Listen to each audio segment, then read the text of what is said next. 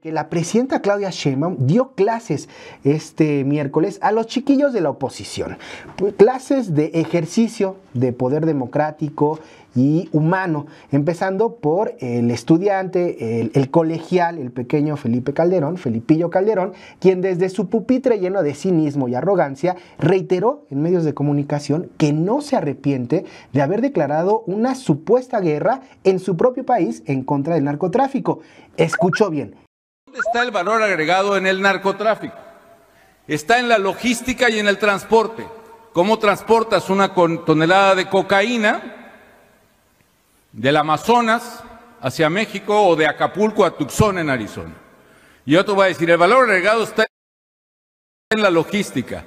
¿Cómo meter esa tonelada en un autobús o en un camión, en un doble fondo?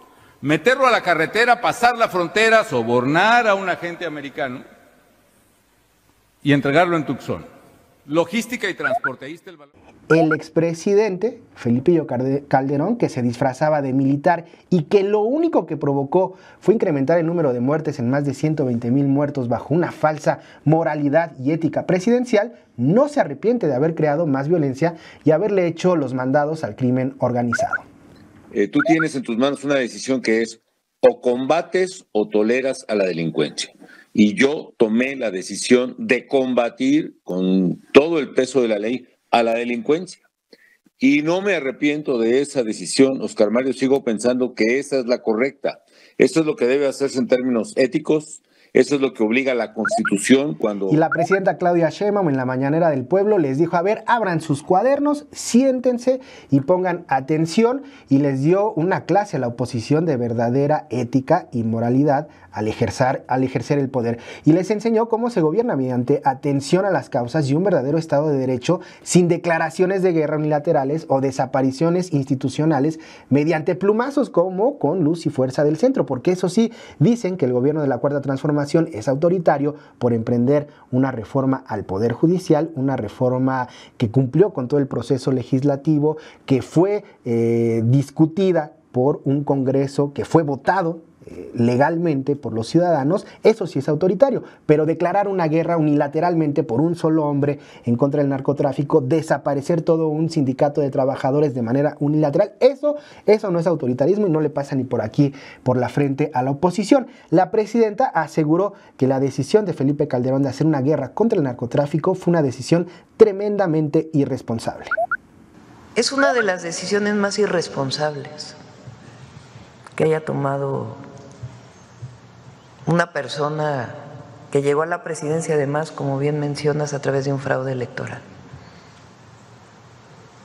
Primero, ¿quién declara una guerra en su propio país?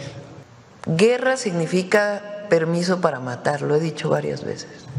Declarar la guerra quiere decir que las leyes quedan en segundo término, que hay un régimen de excepción.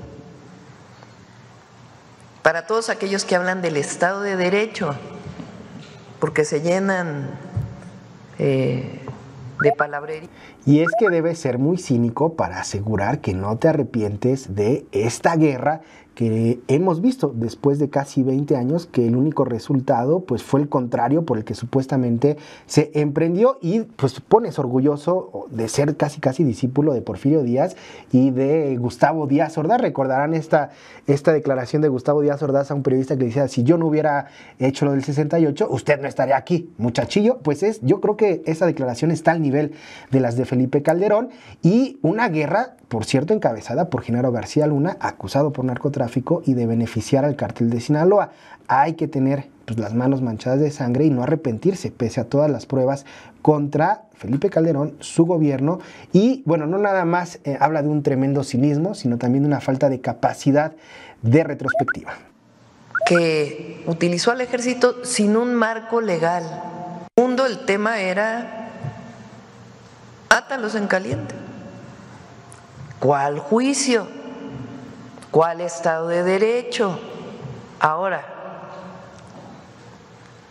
agréguenle a eso que quien se encargaba de eso, de esa estrategia, estaba vinculado al narco, favorecía a unos delincuentes frente a otros, recibía dinero y muchas otras cosas. Por si fuera poco, después de esta tunda, la presidenta mostró la tabla de homicidios por año y contrastó estos datos con el programa de gobierno Sí al Desarme, Sí a la Paz, programa para que el pueblo de México opte por la paz en lugar de la violencia y la guerra. Esta estrategia que atiende las causas de instituciones, con las instituciones que incluso han sido contrarias al gobierno, como la Iglesia Católica, pero que se unen para crear estos espacios seguros y presentarse ante la sociedad mexicana mediante la confianza y el acercamiento humanista.